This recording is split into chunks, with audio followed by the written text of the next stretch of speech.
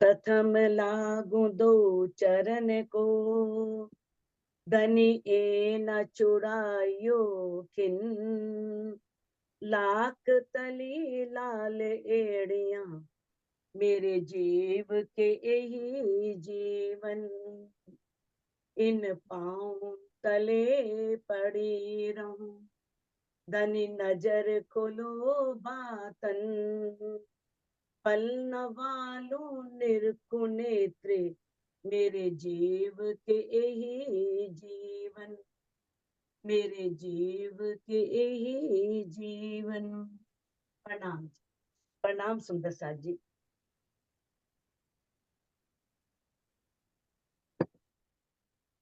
सुंदर साथ जी श्री किलवत ग्रंथ के जो हम प्रकरण कर रहे थे, 8वां, शराब सुख लज्जत, कि धनी जो हमें इश्क की शराब दे रहे हैं, उससे हमें क्या सुख मिलता है, क्या लज्जत मिलती है उस इश्क से। तो उसमें हमने 15 चौपाइयां की थी। आज आगे 16वीं चौपाई करते हैं। कई सुख बड़े अर्श के, वन गिरद मोला। कहते कई सुख बड़े अर्श के। अब बड़ा अर्श कौन सा है? सबसे बड़ा अर्श तो परम धाम है, और उसमें भी रंग महल है, जहाँ राजी श्यामा जी रूहें मूल मिलावे में बैठ के बातें करती हैं।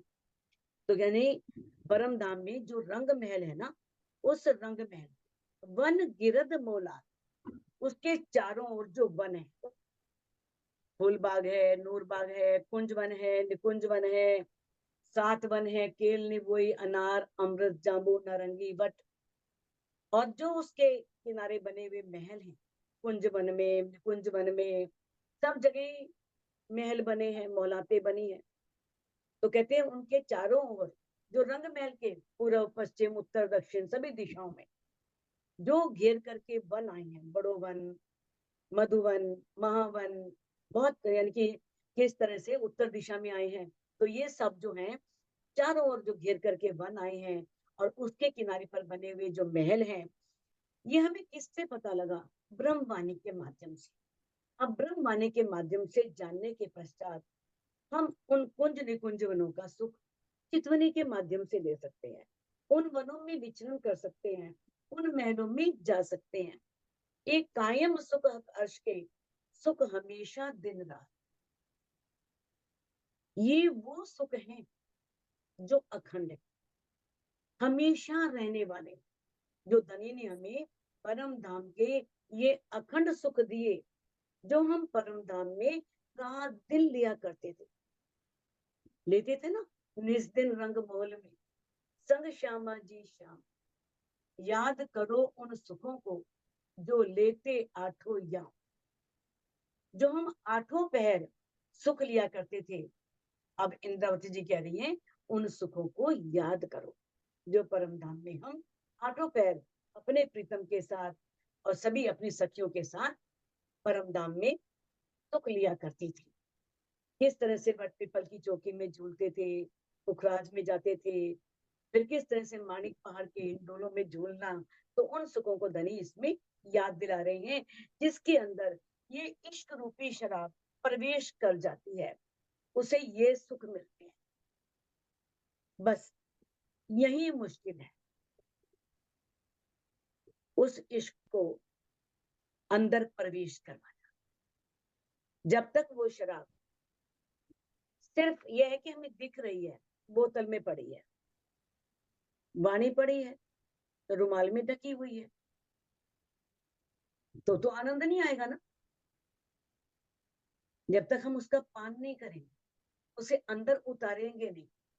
ठीक है, वाणी को हमने अंदर उतार भी लिया, ठीक है ना, लेकिन अंदर उतारने के बाद हमने ज्ञान से सब कुछ जान भी लिया।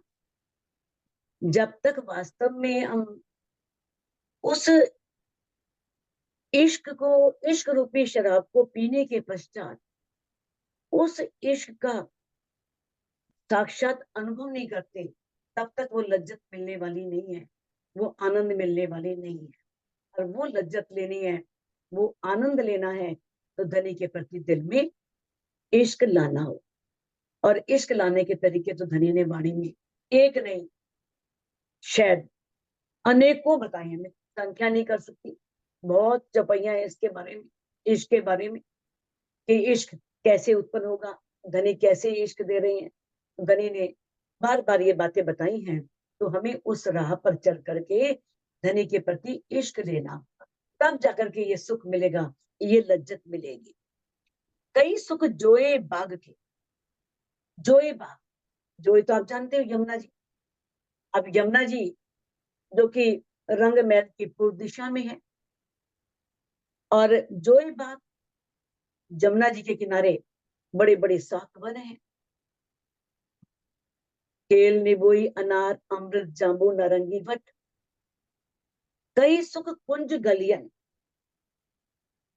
अब जो कुंज निकुंज वन है, कुंज वन है, उसके जो हर जगह देखो, पता है आपको, जब भी हम प्रवेश करते हैं बाहर, दो थंबों की हार तीन गलियां होती हैं, अंदर जाते हैं तो एक थंबों की हार दो गलियां होती हैं। तो गलियां गलियां तो हैं, कितनी गलियां हैं, लेकिन अजी ने वाणी में कहा है कि मेरी जो अरवाएं हैं वो इन गलियों में रात दिन घूमती हैं, उन गलियों के सुखों को लेती हैं, उन गलियों में प्रवेश करती हैं। कई सुख पशु पंखियन के मुखवानी मीठी बोलन। अब किस तरह से पश्चिम चौगान में जाना, पशु पक्षियों की सवारी करना, फिर किस तरह से अपने उत्तर दिशा में लाल चबूतरे पर बैठ करके किस तरह से पशु पक्षियों के अखाड़ों को देखना, किस तरह से पशु पक्षी दामदनी को, सभी सखियों को रिझाते हैं, कैसे अखाड़े करते हैं, कितनी क्रीड़ाएं करते हैं, कैसे धनी उनको तीसरी भूमि की परशाल पर मुजरा देते हैं, और किस तरह से सभी पशु पक्षी कितने प्रसन्न होते हैं, और पीयू पीयू पीयू की पुकार हर जगह सुनाई देती है। तभी लाइन बना करके कतार से खड़े होते हैं। किसने सिखाया उनको ये आदर्श, किसने सिखाया उनको ये शिष्टाचार, किस तरह से वो धनी के ऊपर हाथी पानी फवारों की तरह उछालते हैं, और कैसे सभी पशु पक्षी मिल करके धनी के आगे सिजदा करते हैं। तो उनकी इस मीठी बोली के, जो वो मीठी मीठी मधुर मधुर बातें करते हैं, ये सुख मिलते हैं धनी की इश्क रूपी शराब का पान करने से। ये नहीं हमने नाम ले लिया, तारतम ले लिया, तारतम लेने से क्या ये सुख मिल जाएंगे सारे? अगर हम तारतम की 6 चौपाइयों को देखें तो 6 चौपाइयों में सब कुछ आ जाता है। अगर हम उस पर चलते हैं ना, क्योंकि उसने बताया है नाम श्री जी साहिब जी अनादि अचरा तीर्थ, कि जो हमारी प्राणों के प्रीतम है उनका नाम क्या है, वो अनादि है। यानी कि ये नहीं कि इस ब्रह्मांड में आए, इस ब्रह्मांड में बने, लेकिन वो परम धाम से है, शुरू से, जब सृष्टि नहीं बनी तब से अनादि। और वो अक्षरातीत है, अक्षरों से परे हैं, उनका कोई नाम नहीं। अब वो इस संसार में प्रकट हो गए, तो अब जाहिर भाई सब विद वतन सही, अपने वतन की सारी विद्या लेकर के आए हैं, सारा खजाना लेकर के आए। तो पहली लाइन ही दर्द पैदा करनी चाहिए कि हमारे धनी अगर परम धाम का सारा खजाना लेकर के आए हैं, तो खजाना हमें दे क्यों नहीं रहे, जिस पर हमारा अधिकार है। तो ये दर्द तो हमारे अंदर तभी एक लाइन पे आ जाना चाहिए। श्यामा जी भर सकते हैं सदा सत सुख के दातार, हम यहाँ भूल कर देते हैं। श्यामा जी भर सकते हैं, जो श्यामा जी की दुल्हा है, यानी कि पूर्ण ब्रह्म परमात्मा अक्षरातीत हैं, वो ही सत्य हैं, और वो सत सुख को देने वाले हैं, झूठे सुख नहीं। कोठी कार बंगला ये जाहिरी सुख है, जाहिरी सुख भी मिलते हैं, लेकिन बातिन सुख, ये नहीं कि जहाँ बातिन सुख होते हैं वहां जाहिरी सुख नहीं होते, वो भी होते हैं, लेकिन वास्तव में जो उनकी बेर होती है वो बातिन होती है, गुप्त होती है, छिपी हुई होती है। विनती एक जो वल्लभा मो अंगना नी अविधार, कि है मेरे प्रीतम, मेरी एक विनती को आप स्वीकार कर लो। मैं आपसे एक विनती करती हूँ। विनती एक जो वल्लभा मो अंगना नी अविधार, वाणी मेरे प्यू की न्यारी जो संसार। जो मेरे प्रीतम की वाणी है वो इस संसार से बिल्कुल न्यारी है, अलग है। आपने देखा आज तक कितने संत हुए, ऋषि हुए, मुनि हुए, उसमें परब्रह्म की बात तो नहीं थी, परम धाम की बात तो नहीं थी। उसमें सिर्फ बातें आती हैं तो रहने की आती है। या आपको बहुत से कवियों की बातें आती हैं, कबीर जी की बात कर दी, दादू की बात कर दी, बहुत से हुए हैं संत, हुए हैं सूफी संत हुए, उनकी बातें कर दी, उनके आचरण के बारे में बता दिया, लेकिन सत्य का रास्ता कोई नहीं बताता। वाणी मेरे प्रिय की न्यारी जो संसार, कहते हैं इंसार में कई सत्सुख, सो मैं निर्णय करूं निर्धार। अब जो इस वाणी का सार है उसमें बहुत सुख है। सार क्या है? राज्य को जानो और राज्य को पालो, परम धाम पहुंचो, चितवनी के माध्यम से राज्य से मिलो। इंसार में कई सत्सुख, तो मैं निर्णय करूं निर्धार। मैंने निश्चित रूप से ये निर्णय तो कर लिया है। तो कहते हैं ए सतवानी मत के मैं लेऊं जो इनको सार। ये मैं लाइन गलत बोल गई।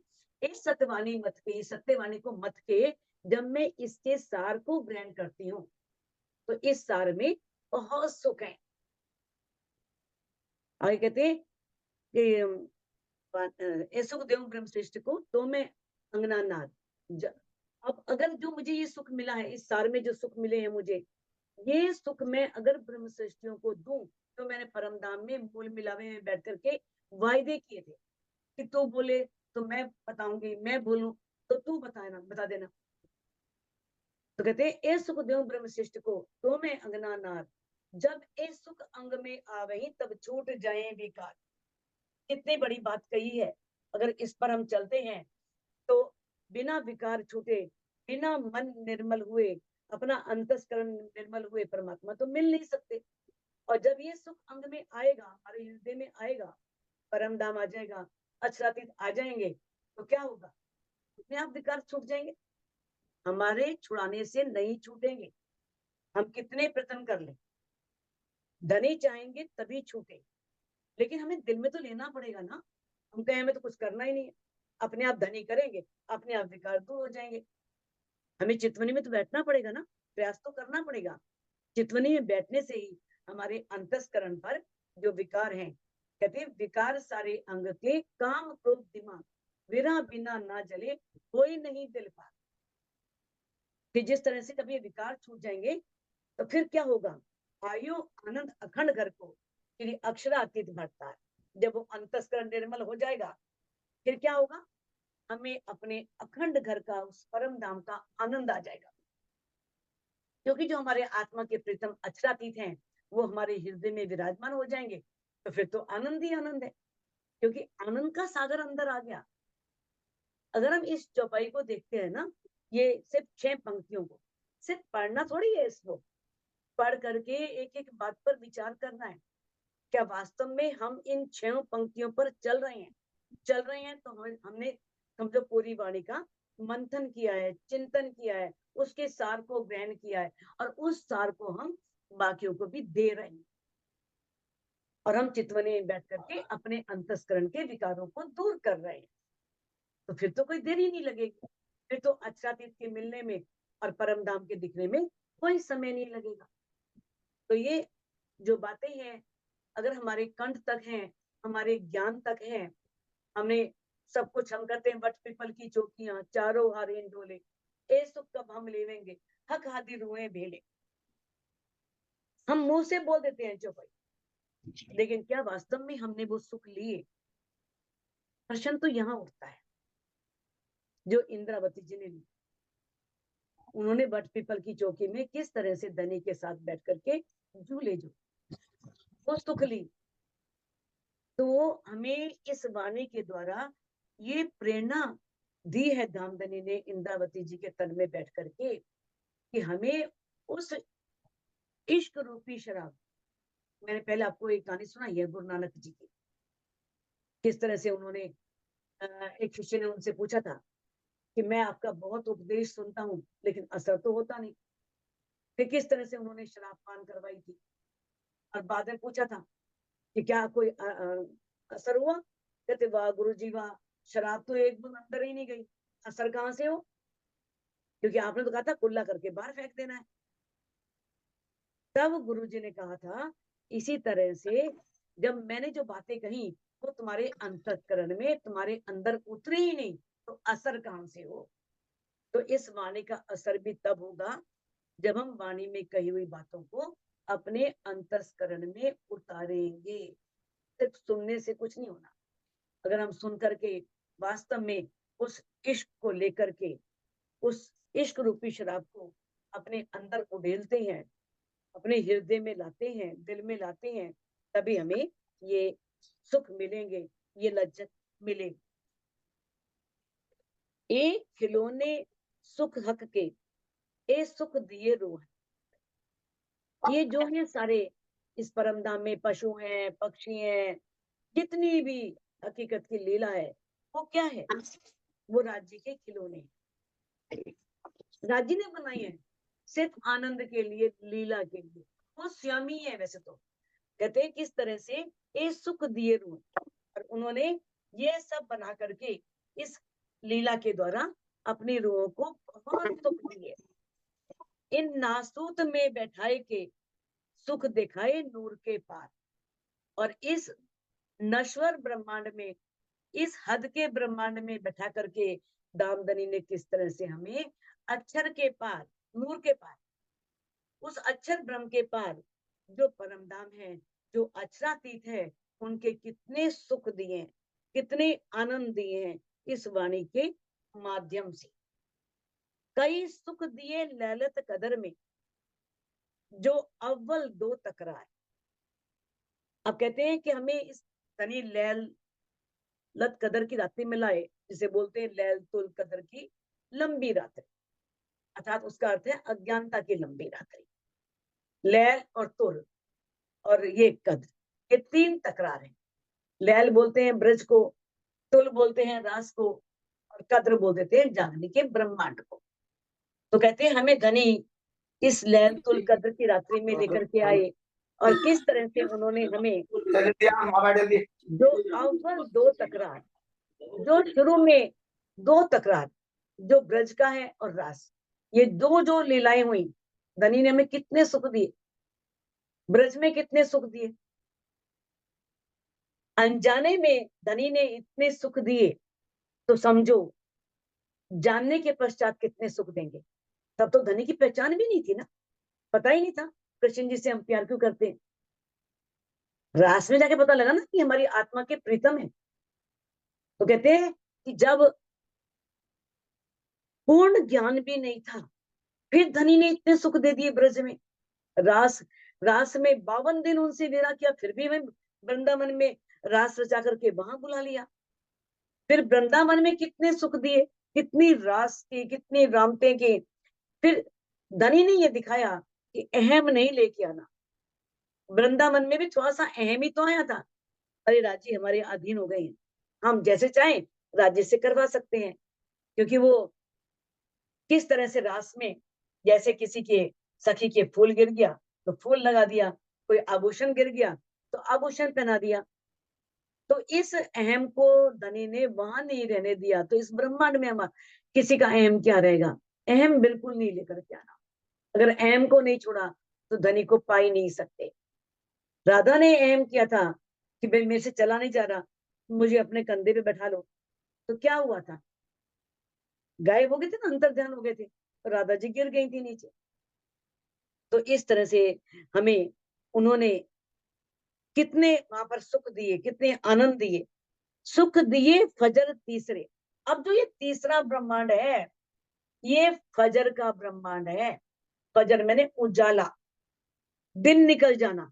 जैसे रात को अंधेरा है, सुबह जब दिन निकलता है तो उसे फजर बोलते हैं, दिन निकलना, उजाला हो जाना। तो ये वाणी जो है, पहले अज्ञानता थी, पता ही नहीं था, ब्रज में नहीं मालूम था, रास में पता लग गया कि आत्मा के प्रीतम है, घर की पहचान नहीं थी, आधी पहचान थी। अब धनी ने वाणी के माध्यम से हमें पूरी पहचान दी है, एक एक बात की, अपने दिल के भी सारे गुज भेद खोल करके रख दिए। कहते हैं अब इससे तीसरे ब्रह्मांड में, जो फजर का ब्रह्मांड है, जो ज्ञान का ब्रह्मांड है, जो ब्रह्मवाणी के द्वारा धनी ने सबके दिलों में प्रकाश किया है, रोशनी की है, कई सुख परवरदिगार, उस परवरदिगार ने, उस सामर्थ्यवान अचकाकेत ने, दामदनी ने हमें इस जागने के ब्रह्मांड में कितने सुख दिए, कितने आनंद दिए। सोचो तो सुख है, नहीं तो नहीं, क्योंकि आत्मा की सुख है। कहते हैं तीन लीला माया मिने हम प्रेमी विलसी जे, तीन लीलाएं तुमने माया में की है ना, तीन लीला चौथी घर की। तीन लीलाएं कौन सी है? ब्रज की है, एक रास की है, और तीसरी कौन सी है? इस जागने के ब्रह्मांड में धनुषी देवचंद जी के तन से होने वाली लीला, क्योंकि वाणी नहीं आई थी, इसलिए उसे भी अज्ञानता में गिर लिया, अंधेरे में गिर लिया। तब तक रूहों के दिल में वो प्रकाश नहीं हुआ था। धनुषी देवचंद जी ने पार्थिव शरीर छोड़ा, तो सबने सोच लिया धनी चले गए। आज वाणी आने के बाद भी लोग सोचते हैं प्राणा जी चले गए। धनी ने वाणी के द्वारा पूरी पहचान दे दी कि मैं जा नहीं सकता कहीं भी। उस मूल मिलावे में हम इकट्ठे आए थे, इकट्ठे जाना है सबने। धनी हमें छोड़ करके इस ब्रह्मांड में जा ही नहीं सकते। अगर प्राणनाथ जी चले गए तो फिर हम यहाँ क्या कर रहे हैं? हमारा क्या काम यहाँ पर? हम परम धाम क्यों नहीं गए? तो ये कितनी भूले हैं हमारी कि हम प्राणनाथ जयंती मनाते हैं, या प्राणनाथ जी चले गए तो उस दिन सफेद कपड़े पहनते हैं, व्रत रखते हैं, भूखे रहते हैं। अरे वो जा ही नहीं सकते, वो एक लीला थी, लीला में सब कुछ हुआ। वास्तव में जो है, सत्य में जो है, वो स्वीकार कर। कहते ए लीला चौथी विस्ते अति अधिक जानेंगे। उस समय जो विलास था वो अलग था।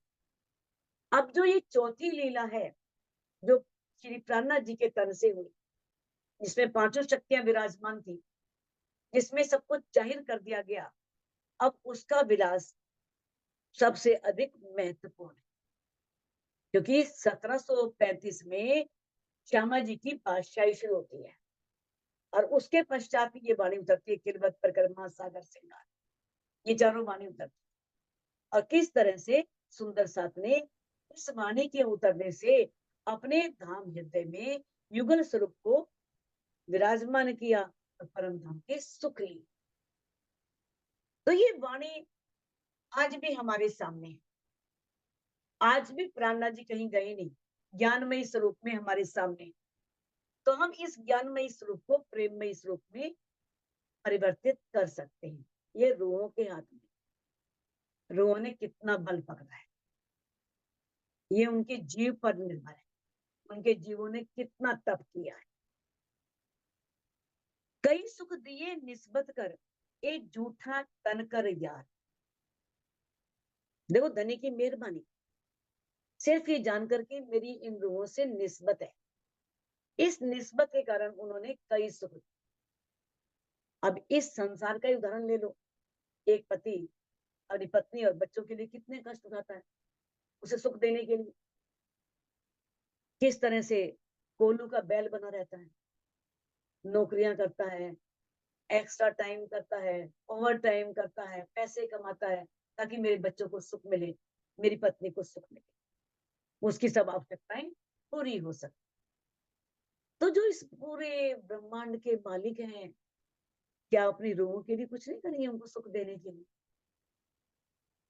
क्या वो प्रयास नहीं कर रहे होंगे?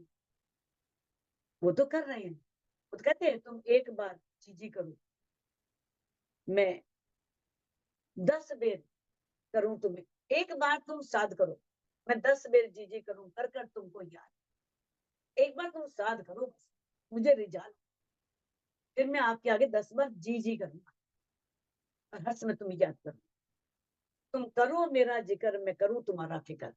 बस तुम मेरा जिक्र करो, अपनी फिक्र छोड़ दो, तुम्हारा फिक्र मैं करूंगा, मैं देखूंगा कैसे कर। तो वो धनी इस तरह से झूठा तन कर यार, और उन्होंने इन झूठे तनों से भी प्रेम किया। ये झूठे तन जो है ना, जो नश्वर है, मिट जाने वाले हैं, ये उनकी मेहर है कि उन्होंने इस तरह से भी हमें प्यार किया, हमें बहुत सुख दिए। क्यों कहूं सुख महबूब के, जाके कायम सुख अपार। अब मैं उस महबूब के इन सुखों का कहां तक वर्णन करूं। इंदावती जी कह रही है जिनके ये अखंड सुख हैं, अपार हैं, उसकी कोई गिनती नहीं है, उसे गिना नहीं जा सकता, वो असीमित है। इतने सुख उन्होंने हमें दिए। और सुख सब महराज में कहते कहूं जुबान।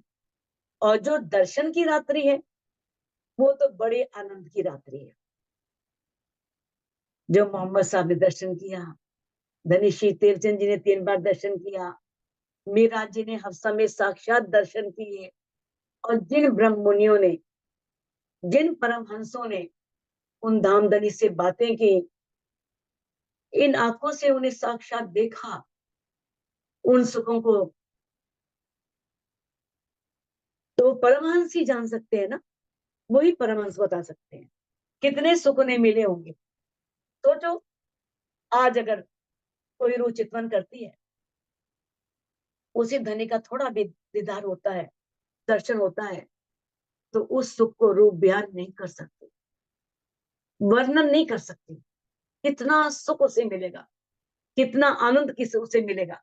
जब जरा सी एक झलक से सारा दिन आनंद बना रहता है, तो उसका दीदार हो गया, तो ये जीवन तो आनंद से भर जाएगा। फिर तो कोई कमी रहनी ही नहीं, फिर तो जीवन ही बदल जाएगा, रहने का तरीका ही बदल जाएगा, हमारा व्यवहार ही बदल जाएगा। देखा ना, मैंने एक कहानी सुनाई थी आपको, एक व्यक्ति की जिसके घर ईश्वर से हम आए थे। कैसे उसने सारा दिन अच्छा काम, चाहे उसने सपना ही देखा था, लेकिन किस तरह से उसका व्यवहार बदल गया था। उसने उस दिन रिश्वत नहीं ली, माँ से अपशब्द नहीं बोले, कुछ नहीं बोला कि ईश्वर मेरे साथ है, ईश्वर मेरे साथ है। ये हम पढ़ते हैं, वाणी में जाना है हमने कि राज्य हमारे श्वास की नली से नजदीक है, लेकिन साक्षात जिस दिन अनुभव किया, उस दिन ये सत्य में उजागर होगा, उस दिन ये जीवन में उतरेगा। कहते और सुख, हाँ, कि जुदी जुदी जंजीरों लिखी माही फुरमान। फुरमान मैंने जो भी ग्रंथ है पारब्रह्म का वर्णन कुरान में अलग अलग, आपने पढ़ा ना, जंजीरा मुसाफ की मोतियों में पिरोइए जब। जो ये बातें हैं ना वो अलग अलग प्रकरणों में है, अलग अलग जगह वर्णन की हैं। जब इन्हें एक माला में पिरोते हैं ना, तब इसके गुज रहस्य खुलते हैं, तब इसके हम मगज मायने जो गुज रहस्य इसके अंदर छिपे हुए हैं उनको जान सकते हैं। जुदी जुदी जंजीरों, अलग अलग वर्णन उसका किया गया है कुरान में, लेकिन जब उन प्रसंगों को मिलाते हैं तब हमें वो आनंद मिलता है और गुज रहस्य खुलते हैं। हके कैया उतरते तुम जात बीच नासो। अब राज्य ने जब रूहें परमधाम से उतर रही थी तो क्या कहा था कि तुम इस नश्वर ब्रह्मांड में जा रही हो, आप वतन जिन भूलो मोहे मैं बैठा बीच लहूत। वहां जाकर के मुझे और अपने परमधाम को ना भूल जाना। मैं परमधाम में बैठा हूं, मैं तुम्हारा रास्ता देखूंगा, तुम मुझे मत भूलना, ना इस घर को भूलना। उस समय तो कहता भले एक बार नहीं 100 बार आजमा लो, हम भूलने वाले ही नहीं। लेकिन यहाँ करके माया का कितना आवरण पड़ा कि इतने सालों तक वो याद भी नहीं आई, शायद आज भी नहीं आती। आज भी हम दिखावा करते हैं। मैं आप सबकी बात नहीं, मैं अपनी बात भी कर रही हूँ बीच में। थोड़ी देर के लिए आचरण में थोड़ा हम सुनते हैं, तो थोड़ा वाणी सुनते हैं, थोड़ी देर के लिए विरह आता है, थोड़ा दिल पे चोट लगती है, घाव लगता है, उसके बाद फिर वही माया, फिर वही माया कितनी अच्छी लगती है, कितनी प्यारी लगती है। क्या हम माया को छोड़ पाते हैं? नहीं छोड़ पाते ना। हमें तुम जा रही हो लेकिन इस परम धाम को और मुझे मत बोलना। तब फिर कैया अरबाओं ने, हम क्यों भूले तुमको। फिर रूहों ने क्या कहा था, हम आपको क्यों भूलेंगे भाई। तब अरबाओं ने कहा था, हम आपको क्यों भूलेंगे, तुम पहले किए वतन खेल कहा करें हमको। आपने पहले ही सावधान कर दिया है, माया छल वाली है, माया तुम्हें मुझसे अलग कर देगी, तुम आग पानी पत्थर पूजोगी, इतनी बातें हमें बता दी हैं। तो फिर हम फिर खेल कहाँ करें हम? तो ये खेल हमारा क्या करेगा? जब आपने पहले ही हमें चेतन कर दिया, हमें सावधान कर दिया, तो फिर ये खेल आपका कुछ करने वाला नहीं है। ये बातें बीच अरसम के अव्वल जो मजबूर। अब जो ये बातें थी परम धाम में जब हम थे, जब हम मूल मिलावे में राज्य के चरणों में बैठे थे, तो ये सब धनी के साथ की थी, मजकूर की थी, बातचीत हुई थी हमारी, हमने सब बातों को स्वीकार भी किया था। तो याद देने लिखी रमूजे जो हुई हक हजूर। अब जो राजी के सामने बैठ करके जो ये बातें हुई थी,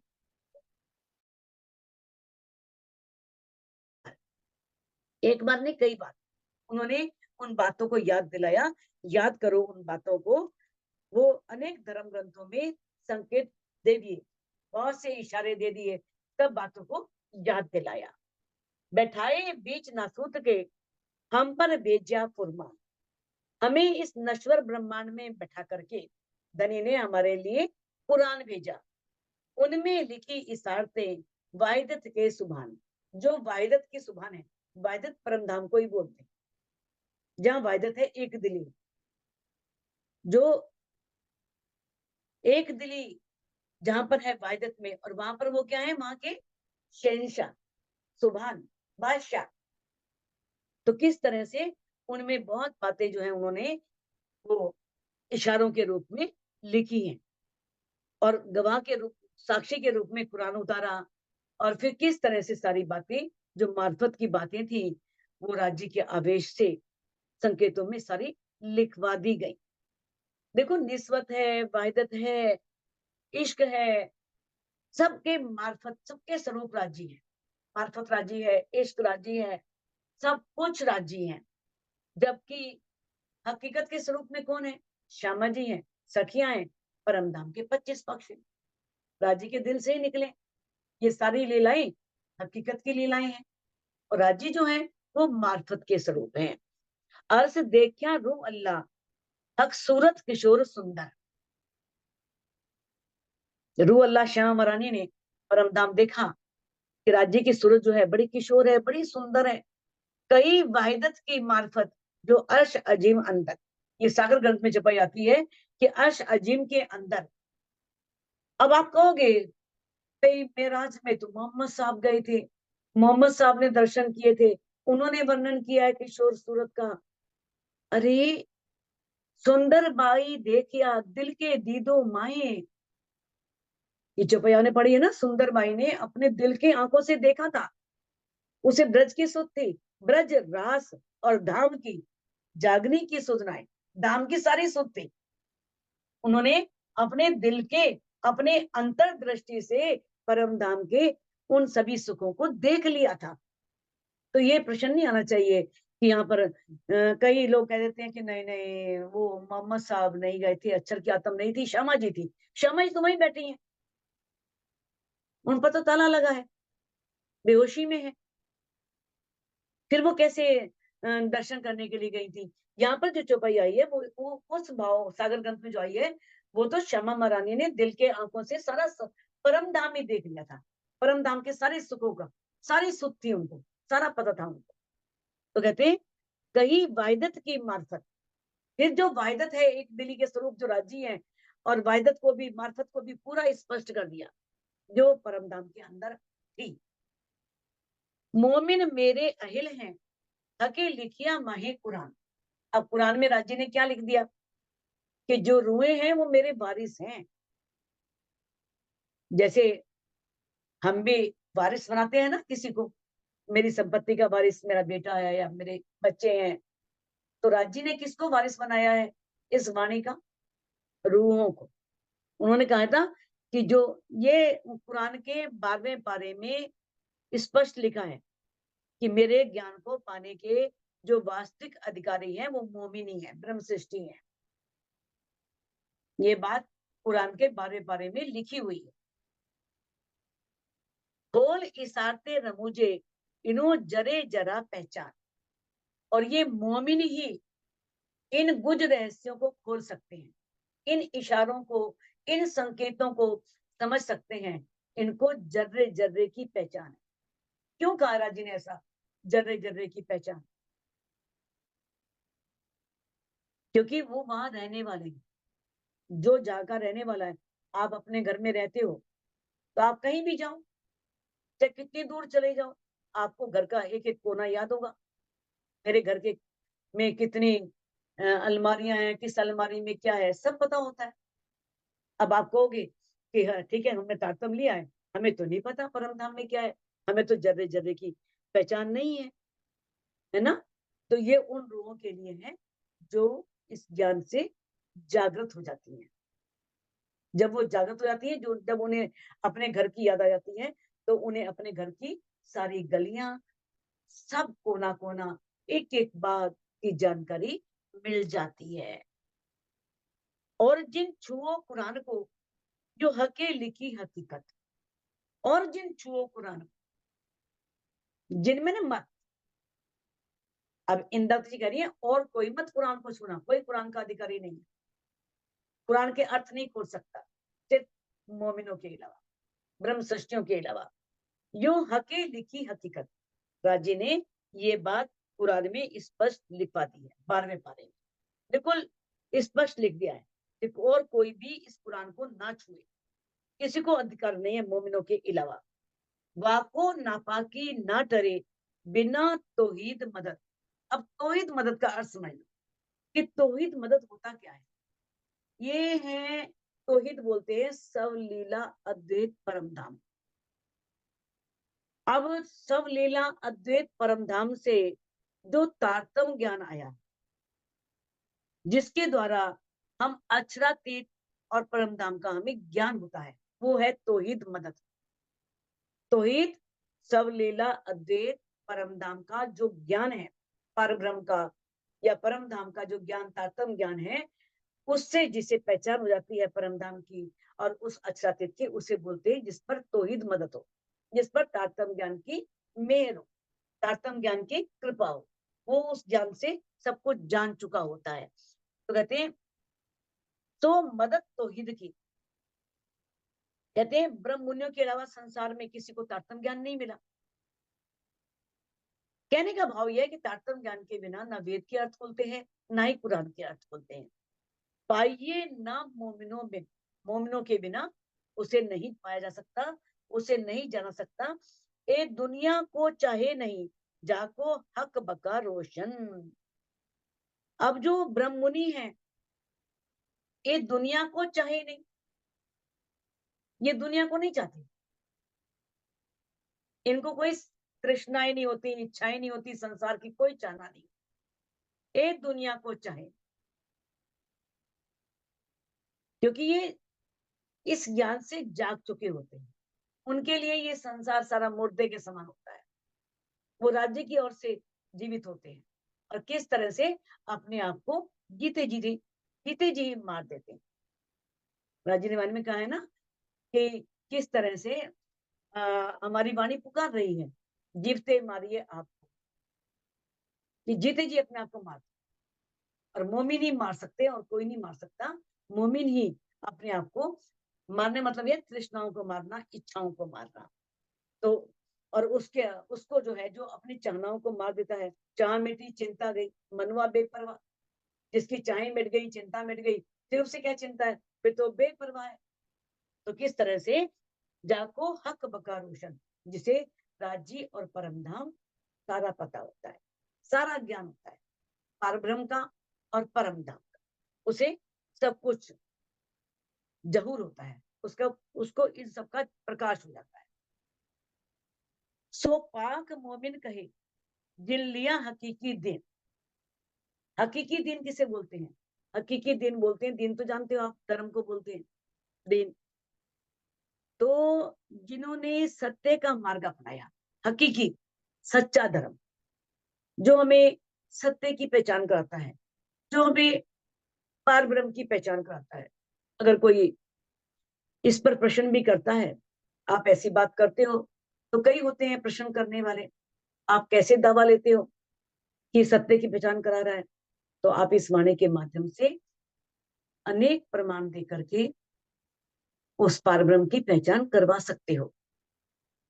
तो कहते हैं जिन्होंने सच्चा धर्म, जिसे बोलते हैं निजानंद धर्म, जिसे बोलते हैं नूर मत, जिसे बोलते हैं निज बुद्धि का ज्ञान, खुद पारब्रह्म की बुद्धि से उनके द्वारा अवतरित हुआ ज्ञान, कहते हैं जिन्होंने उसको ग्रहण कर लिया, जो उसे स्वीकार करने वाले हैं, अपने अंदर उतारने वाले हैं, वही पाक पवित्र हृदय वाले हैं, मोमिन। जिसके अंदर ये वाणी उतर गई है वो कभी गलत नहीं करेगा, वो किसी के लिए बुरा नहीं चाहेगा, किसी के लिए बुरा नहीं करेगा। अच्छा ना कर सके तो बुरा तो कभी नहीं करेगा, अपनी तो प्रयास करेगा सबके लिए अच्छा करने का, लेकिन बुरा कभी किसी का नहीं चाहेगा, बुरा सोचेगा नहीं, बुरा करेगा नहीं, बुरा मुख से कहेगा नहीं, जिसे के अंदर ये वाणी उतर गई है। तो हक बिना कछु ना रखे, ऐसा इनका आके, इनका इतना परब्रह्म पर विश्वास है, इतना पक्का विश्वास है कि ये राज्य के बिना कुछ और दिल में रखते ही नहीं, इन्हें सांसारिक वस्तु की चाहना होती ही नहीं। चाहते हैं तो एक राज्य को चाहते हैं, धनी को पाना चाहते हैं, हर समय धनी का दीदार ही चाहते हैं। तो देखो, धर्म जो है ना, धर्म तो एक वृक्ष है, और संप्रदाय क्या है, वो उनकी शाखाएं। संप्रदाय का मतलब यही है, एक परंपरा जो हमें बुद्धि के द्वारा प्राप्त ज्ञान, एक परंपरा से। अब जो निजानंद संप्रदाय है, वास्तव में शाश्वत सत्य रूपी जो धर्म है, उसकी एक शाखा है निजानंद संप्रदाय। शाश्वत सत्य का, जो सत्य को दिखाने वाला धर्म है, उसकी एक शाखा है ये, जिसमें परम धाम का ज्ञान तो है ही, और ज्ञान के साथ साथ हमें अखंड मुक्ति का भी मार्ग बताया गया है, किस तरह से रूहें अखंड मुक्ति प्राप्त कर सकती हैं। अब गीता में कहा है ना, सर्वान धर्मान प्रत्यज्य, कृष्ण जी ने कहा कि सभी धर्मों को छोड़ करके, चाहे हिंदू है, मुस्लिम है, क्रिश्चियन है, इसका मतलब हिंदू मुस्लिम क्रिश्चियन से नहीं है, इन मतों से नहीं है, बल्कि क्या है, ज्ञान योग, भक्ति योग, कर्म योग, इन सबको ये छोड़ करके, ये नहीं कि हिंदू मुस्लिम क्रिश्चियन सभी धर्मों को छोड़ करके, इसका तात्पर्य जो है ना, वो ज्ञान योग है, भक्ति योग है, कर्म योग है, सांख्य योग है, और बहुत से मार्ग हैं जिनसे परमात्मा को पाया जाता है। उनमें कहा था कि तुम मेरी शरण में आ जा। इसका मतलब क्या था कि सिर्फ जब अर्जुन ने प्रश्न कृष्ण जी से प्रश्न किया था कि उसे कैसे पाया जा सकता है, तो उन्होंने कहा था कि पाया जा सकता है अनन्या प्रेम लक्षणा भक्तिया। अगर अनन्या प्रेम लक्षणा भक्ति की जाए, उसके अलावा किसी और को ना चाहे, एक सिर्फ उसी की आराधना की जाए, उसी की भक्ति की जाए, तो उसे पाया जा सकता है। इसका मतलब था ज्ञान योग की जरूरत नहीं है, भक्ति योग की जरूरत नहीं है, कर्म योग सब छोड़ करके तुम प्रेम के मार्ग पर चल। पंथ होवे कोट कलप, प्रेम पचावे मिने पलक। प्रेम की इतनी महिमा है कि अगर हम प्रेम करते हैं तो प्रेम से अपने आप सब प्राप्ति होती है। तो ये जरूरी नहीं कि हम निजानंद संप्रदाय लगाएं, हम निजानंद धर्म भी बोल सकते हैं। हकीकत मार्फत के इनको खुले द्वार। जो मोमिन है ना, मोमिनों को हकीकत के और मार्फत के सभी रास्ते खुल गए, पता है, ज्ञान और विज्ञान का। ज्ञान आप जानते हो, ज्ञान का अर्थ है जानकारी। मोमिनों को ब्रह्मवाणी के माध्यम से सारी जानकारी है, वो पार ब्रह्म के बारे में सब जानते हैं। तो उसी तरह से विज्ञान क्या है, विशेष रूप से जानकारी। एक तो ज्ञान, हकीकत, और मार्फत, उसके अंदर के पूरी पहचान, अंदर के पूरे रहस्य को जान लेना, प्रेम द्वारा उसे प्राप्त कर लेना, यह मार्फत। तो किस तरह से मोमिनों को इस वाणी के माध्यम से क्या है, ये सब दरवाजे खुल गए हैं। कौन से, हकीकत के और मार्फत के, सारे मार्ग खुल चुके हैं। कहते हैं उतरे नूर बिलंद से, या को वतन नूर के पार। ये मोमिन कहां से उतरे हैं, परम धाम से। नूर बिलंद, नूर बोलते हैं अक्षर धाम को, बिलंद मैंने जो अक्षर से भी आगे है, परे है। तो नूर बिलंद से यानी कि परम धाम से उतरे हैं। या को वतन नूर के पार, जिनका वतन अक्षर ब्रह्म से भी आगे है, अक्षर धाम से भी आगे है, परम धाम है, वहां से ये मोमिन उतरे हैं। जहां जबराइल जाए ना सकिया रैया नूर मकान, जहां जबराइल भी जा नहीं सका, क्योंकि जबराइल की हद का क्या है, योग माया का ब्रह्मांड, वो सस्वरूप को पार करके आगे नहीं जा सकता, अपनी हद को नहीं छोड़ सकता। जबराइल ने आगे जाके कह दिया था कि मैं नहीं जा सकता, नूर तजल्ली की तजल्ला जलावे मेरे पर, जो नूर तजल्ला की तजल्ली है ना, जो पार ब्रह्म का जो प्रकाश है, तेज है, उससे मेरे पर जाते हैं, मैं आगे नहीं जा सकता। तो किस तरह से बताया है कि वो कहां तक रह गया, नूर मकान, नूर मकान, वैसे तो अक्षर भान ब्रह्म को बोलते हैं, लेकिन यहाँ अक्षर ब्रह्म के धाम, जो धाम है, उससे इसका मतलब नहीं है। जो अक्षर ब्रह्म की दो हैं, एक तो सस्वरूप को पार करके आगे परम धाम में, बिल्कुल परम धाम के सामने अक्षर धाम है, और एक उसकी सत्ता का स्थान है, जहाँ योग, जैसे कोई भी अधिकारी होता है, एक तो घर होता है उसका, और एक जब वो नौकरी करने जाता है तो ऑफिस होता है उसका, तो वो उसका ऑफिस है, योग माया का ब्रह्मांड, जहां वो सारी सत्ता देखता है, पूरे इस ब्रह्मांड की सत्ता को संभालता है। तो इस तरह से कहते हैं कि जो नूर मकान, जो नूर मकान को यानी कि सस्वरूप के ब्रह्मांड को पार करके जबराइल आगे नहीं जा सका, पर जलावे नूर तजल्ली चढ़ सकिया न चौथे आसमान। और उसने क्या कह दिया कि मेरे को नूर तजल्ला की इतना प्रकाश है, इतना तेज है कि मेरे पर जलते हैं, और वो चौथे आसमान पर लाउत में परम धाम में पहुंच नहीं सका, क्योंकि जिब्राइल असराफिल ये अक्षर ब्रह्म के फरिश्ते हैं, और इनका मूल स्थान क्या है, सिर्फ शस्त्रों। तो ये उसका जो एम का स्वरूप है, उसे पार करके आगे नहीं जा सकते। तो इस तरह से बताया है कि जित हक हादी रूहें अर्श अजिम का नूर, जहां पर हक है, हादी है, रूहें, हक सिमराज जी, हादी क्षमा मरानी, और रूहें सभी ब्रह्म सृष्टियां, ब्रह्मात्माएं, सभी सखियां, जहां पर उस परम धाम में, क्योंकि यहाँ जो परम धाम है ना, परम धाम में जबराइल असराफिल उस जो अक्षर के फरिश्ते हैं, वो कैसे जा सकते हैं, जब अक्षर ब्रह्म ही वाहिदत के स्वरूप को नहीं जानते, वाहिदत में उनका भी प्रवेश नहीं है, मूल मिलावे की जानकारी उनको भी नहीं है, वो भी नहीं जानते। तो कहते हैं वहां पर कौन रहता है, सिर्फ राजी रहते हैं, श्यामा जी, और रूहें रहती हैं, सब सखियां। अर्श अजीम का नूर, वहां पर क्या है, नूर ही नूर है उस परम धाम में, सब कुछ नूरमय तत्व से बना है, सब नूर से बना है। कोल किया रूहों सो हके, अब रूहों ने, राजी ने रूहों से क्या कॉल किया था, क्या वायदा किया था, सो मोहम्मद मसीह लाए मजबूर, क्या कॉल किया था, मैं तुम्हें याद दिलाऊंगा, मैं तुम्हारे लिए संदेशे भेजूंगा, मैं तुम्हारे पास सब बातें लेकर भेजूंगा, तुम भी सुन सुन रो सी और होश में ना आवे कोई, सुन सुन के रोगी सही, लेकिन होश में नहीं आओगी।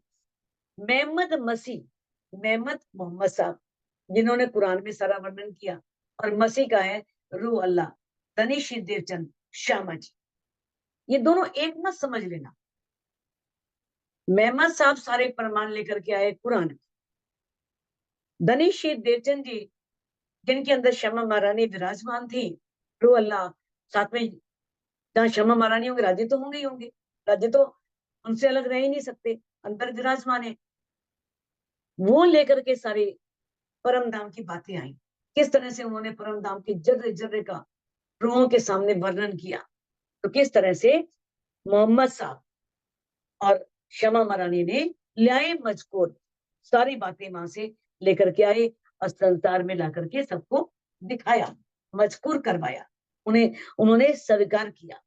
और किस तरह से राज्य ने वादा किया था, कहा था ना कि तुम्हें जागृत करने के लिए मैं संदेश लाऊंगा, संदेश कौन लेकर के आए, मोहम्मद साहब और शमा महारानी, और उन्होंने कहा था मैं तुमसे एक पल भी दूर नहीं रहूंगा। और ये भी उन्होंने निकट कर, ये भी उन्होंने सिद्ध कर दिया कि मैं तुम्हारी प्राण नली से भी अधिक निकट हूँ। ये तो वेदों में भी कह दिया, दूरात चे दूरे, कि वो दूर है तो बहुत दूर है, अत्यधिक दूर है।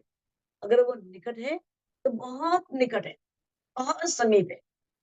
तो इस तरह से ये बातें सारी पहले से कही हुई थी, जो आकर के मोहम्मद साहब ने और शमा मरानी ने सबको प्रकट की। और हुज्जत ना रखी किनकी 14 तबक की जहां। ये जो 14 लोक का ब्रह्मांड है ना, इस ब्रह्मांड में ऐसा कोई भी नहीं जिसे इतनी हुज्जत हो। हुज्जत बोलते हैं दावा, अधिकार। कोई दावा नहीं ले सकता, कोई इतना अधिकार नहीं कर सकता जो शमा मरानी ने किया, जो इंद्रावती जी ने किया, जो मोमिनों ने किया कि राज्य हमारे हैं। क्योंकि एक ब्रह्मात्मा को ये दावा है। कहते और हुज्जत न रखी किनकी 14 तबक की जान। इस दुनिया में कोई ऐसा नहीं हुआ, कोई भी अब तक, जो दोनों स्वरूप हैं, एक तो मोहम्मद साहब और धनीश्री देवचंद जी, किस तरह से उन्होंने अखंड परमधाम का ज्ञान देने का दावा किया। मोहम्मद साहब ने भी किया कि मैं तुम्हें अल्लाह ताला की सूरत बता रहा हूँ, अल्लाह ताला के बारे में बता रहा हूँ। किस तरह से सारी बातें उन्होंने बताई और कहा कि ये सारा जो मार्फत का ज्ञान है वो खुद फरदा रज को अल्लाह ताला आएंगे और वो खुद आकर के खोलेंगे। तो कहते हैं मोमिनो ऊपर अहमद लिया ए फुरमान। अब मोमिनों के लिए ही शमा मरानी, अहमद कहते हैं शमा जी, श्यामा जी ये सारा ज्ञान लेकर के आई, तारतम वाणी लेकर के आई। चाहे मोहम्मद साहब, चाहे ये वाणी इंद्रावती जी के तन से उतरी, लेकिन वाणी कहलाती है श्यामा मरानी की। ये वाणी श्यामा जी की पिलावत रस रंगा। श्यामा मरानी अंदर बैठी हुई है, अंदर विराजमान है, पांचों शक्तियां विराजमान है। तो इस तरह से श्यामा मरानी तारतम वाणी लेकर के आई। ए नाबूद वजूद जो नासूती अर्स उम्मत धरे आकार। ये जो हमारा नाबूद है, नाबूद में नष्ट हो जाने वाला, नश्वर, जो ये तन है, वजूद, जो नासूती, जो इस नश्वर ब्रह्मांड में बना है, जिस पर सुरता आकर के बैठी है। तो इस नासूत में, इस मृत्यु लोक में, जो नाबूद नश्वर हो जाने वाला जो हमारा शरीर है, हर्ष उम्मत धरे आकार, जो मोमिनों के रूहें हैं, रूहों ने उन तनों को धारण किया है। लिखिया हके कुरान में ए तन मेरे यार। देखो राज्य की कितनी महिमा है, कितनी मेहर है।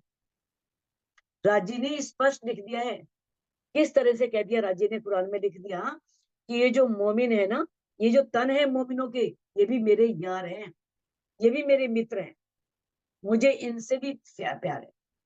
कहते ना, सिफत ऐसी कही मोमिनों की जाके अक्ष का दिल अर्श।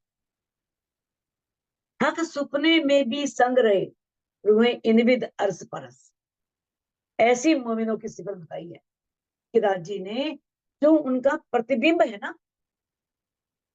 सुरता ही आई है ना उस तन में, लेकिन उस तन को कितना महत्व दिया, उस तन को अपनाया, उस तन के अंदर अपना अर्श बनाया। तो किस तरह से ये बताया है कि ये मोमिनों के कारण हुआ, क्योंकि मोमिन यहाँ पर आए और मोमिनों से मुझे बहुत प्यार है, मैं मोमिनों से बहुत प्यार करता हूँ। तो किस तरह से उन्होंने कहा कि जो दामदनी अक्षातीत हैं, वो कह रहे हैं कि उन तनों से दोस्ती क्यों ना करो, मुझे उनके तनों से भी दोस्ती है, मैं उनसे भी प्यार करता हूँ, उनके तनों से भी प्यार करता हूँ, क्योंकि उस तन के अंदर उस आत्म पर सुरता बैठी हुई है। तो सुंदर साथ जी, इस चौपाई को हम यही दोहरा देते हैं।